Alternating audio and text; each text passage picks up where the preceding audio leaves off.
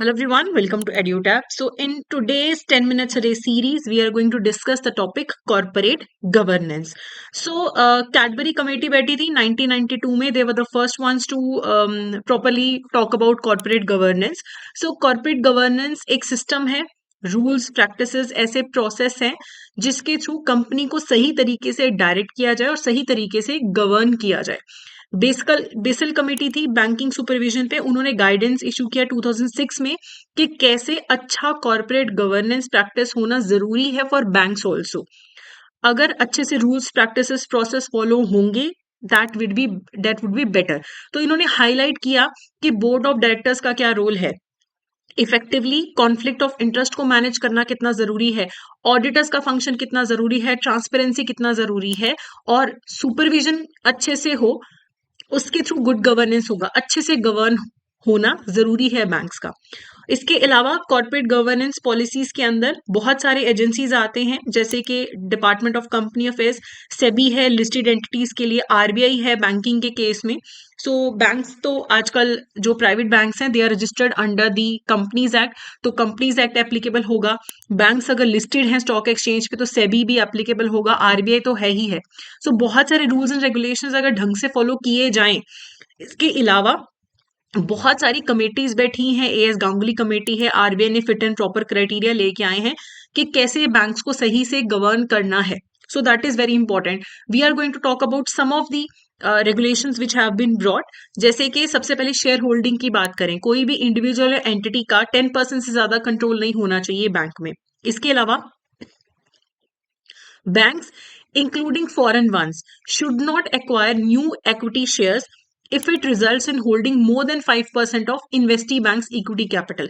एक बैंक, चाहे वो फॉरेन बैंक हो, दूसरे बैंक के अंदर इक्विटी इन्वेस्टमेंट नहीं करेगा अगर वो इक्विटी इन्वेस्टमेंट करने से उनका उस बैंक में 5% से ज्यादा शेयर होल्डिंग हो जाएगा. तो 5% इज द लिमिट. बाकी जो हमारे लार्ज इंडस्ट्रियल हाउसेज हैं वो शेयर्स तो एक्वायर कर सकते हैं, बैंक की पेड अप कैपिटल में इन्वेस्टमेंट तो कर सकते हैं, but that should not be more than 10% of the banks paid up equity capital. वो स्ट्रैटेजिक इन्वेस्टमेंट कर सकते हैं and it is subject to RBI approval. Similar limitations may apply to significant share holders with other commercial affiliations. तो large industrial houses पे significant share holders पे limitation हो सकता है. अगर वीक बैंक्स हैं या फिर कंसोलिडेशन हो रहा है बैंकिंग सेक्टर में, तो आरबीआई हायर लेवल का शेयर होल्डिंग अलाउ कर सकता है दूसरे बैंक्स को भी, इंडस्ट्रियल हाउसेस को भी, but that is just for the case of weak banks या फिर कोई कंसोलिडेशन हो रहा है. अब बात करते हैं डायरेक्टर की रिस्पॉन्सिबिलिटी की. बोर्ड ऑफ डायरेक्टर्स जो है वो डायरेक्टर्स की रिस्पॉन्सिबिलिटीज को क्लियरली डिफाइन करें. Banks should provide training for directors. Private sector banks जो हैं उनको सेक्टर स्पेसिफिक बोर्ड रिप्रेजेंटेटिव्स चाहिए होते हैं, ताकि गवर्नमेंट के जो गवर्नेंस के नॉर्म्स हैं उनको फुलफिल किया जा सके, फिट एंड प्रॉपर क्राइटेरिया को फुलफिल किया जा सके. और ये भी एडवाइजेबल है कि एक फैमिली मेंबर से ज्यादा या क्लोज रिलेटिव बैंक के बोर्ड में नहीं होना चाहिए. ऐसे नहीं कि एक ही फैमिली के सारे लोग बैंक के बोर्ड में होंगे. फिर आरबीआई ने फिट एंड प्रॉपर क्राइटेरिया की गाइडलाइंस दी थी 2004 के अंदर, ठीक है, कि उन्हें डिक्लेयर करना पड़ेगा, requiring declaration from proposed and existing directors. जो डायरेक्टर्स हैं उन्हें बताना पड़ेगा कि क्या वो फिट एंड प्रॉपर क्राइटेरिया को फुलफिल करते हैं या नहीं करते हैं. ठीक है, तो सीईओज हैं वो भी फिट एंड प्रॉपर क्राइटेरिया को फुलफिल करें, कोई आरबीआई की एडिशनल रिक्वायरमेंट है उसको भी फुलफिल करें. And banks must provide necessary information for RBI approval of chairman CEO appointments. तो आरबीआई इन्फॉर्मेशन मांगी या प्रोसीजर में रिक्वायर्ड है तो आरबीआई को देना पड़ेगा.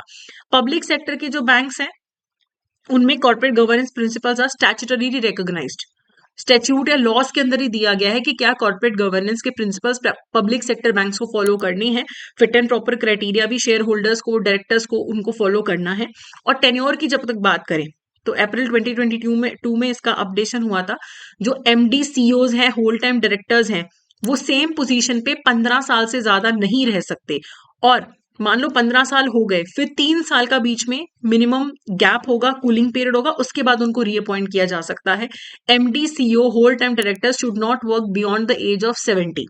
ठीक है, और एमडी सीईओज और होल टाइम डायरेक्टर्स जो प्रमोटर भी हैं साथ में और मेजर शेयर होल्डर भी हैं, वो इन पोस्ट पे 12 साल से ज्यादा नहीं रह सकते हैं, लेकिन एक्सेप्शनल सर्कमस्टांसेस में 15 साल तक का उनको एक्सटेंशन मिल जाता है। ठीक है, अपना वो शेयर होल्डिंग डाइल्यूट करें, प्रमोटर शेयर होल्डिंग 15 साल तक का उनको एक्सटेंशन मिल जाता है।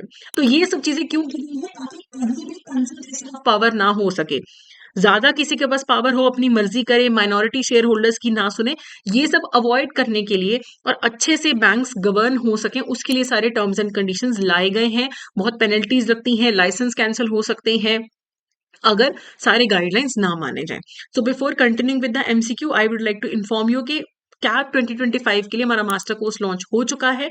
इसमें आपको कंसेप्ट क्लासेस मिलेंगी, recorded live classes before the exam, notes हैं, टेस्ट सीरीज हैं, तो आप हमारी वेबसाइट पे जाके इसे चेक कर सकते हैं and you can enrol.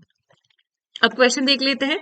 Regarding share holding and governance guidelines for banks, consider the following statements.